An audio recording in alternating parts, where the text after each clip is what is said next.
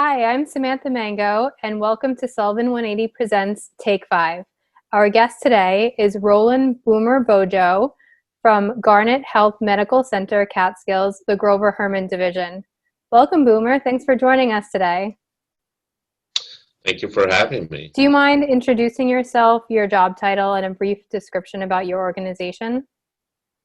Sure, I would love to. So, as you said, my name is Rolland Bojo, better known as Boomer, and I am the Vice President of Patient Care, Chief Nursing Officer for Garnet Health Medical Center, Catskills, and the administrator of our Critical Access Hospital in Callicoon.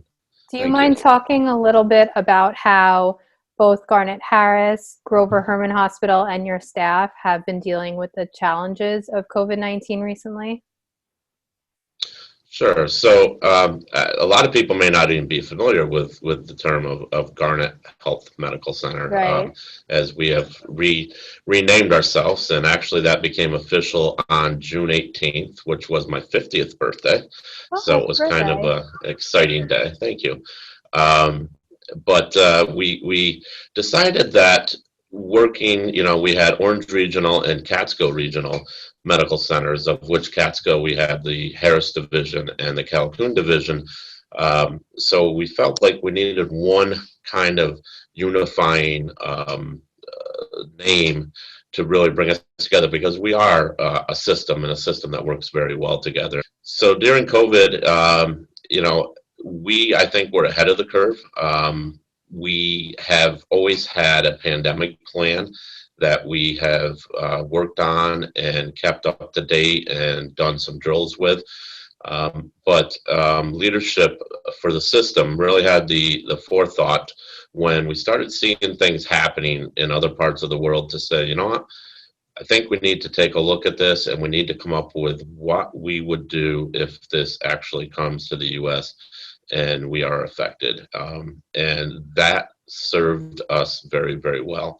When things started getting really crazy, we had plans in place as a system. So I think overall we did a really good job responding to COVID. We saw a large number of patients. I say Sullivan County was kind of that transition county between the really tough areas from Orange down through New York City, and then the rest of New York State that really at that time didn't get hit quite so bad. So we were really that transition county, and I think we were able to step up and really be a leader in the community, working with public health and fire and EMS and emergency management from the county and Sullivan County in general, just to make sure that we were meeting the needs of the community. And I say this all the time, we're very fortunate to be in this county. This county is very supportive of this hospital, and the connections that we have formed throughout the county are so beneficial. And I think people in general don't really realize at times like how important relationships are and how important teamwork are. And this again was another prime example of that. What do you see in general are the biggest needs of our Sullivan County residents, and how can they get help from the hospital system?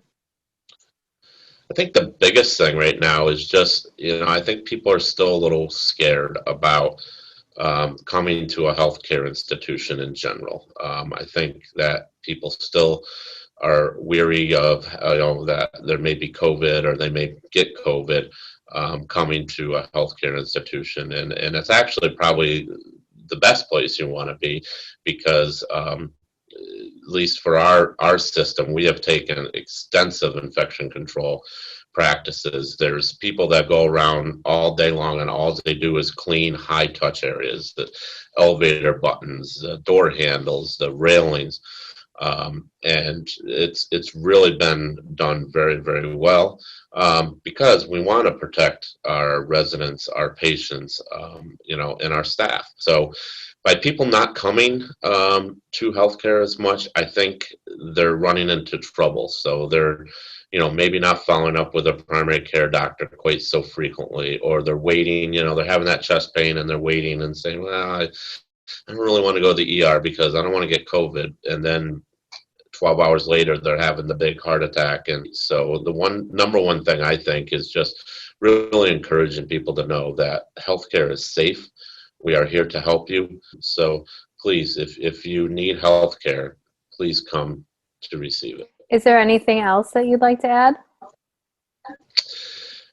Just again, I know I've said a lot about this, but the community support has just been unbelievable. And I honestly don't know if we would have made it through, but it would have been a lot harder on us without the support. We saw a lot of love from the community, and a lot of people. We had people just show up outside and just hold up banners saying thank you. You're our heroes. And people don't normally think of nurses and doctors and housekeepers and those type of people being heroes, but they were and they are. Can you let us know the best way to reach you and or your organization for more information? Yeah, so probably the easiest way would be our website, which is garnethealth.org. Or if somebody just wanted to reach out to me directly or had questions, they can contact our main number, which is 845-794-3300, and just ask for me. They'll find me. Well, thanks so much for your time, and thanks for being here, Boomer. And big thanks to Garnet Health for all of their efforts the past couple months and always for Sullivan County residents. Thank you, and thank you for having me, and thank you for all you guys are doing.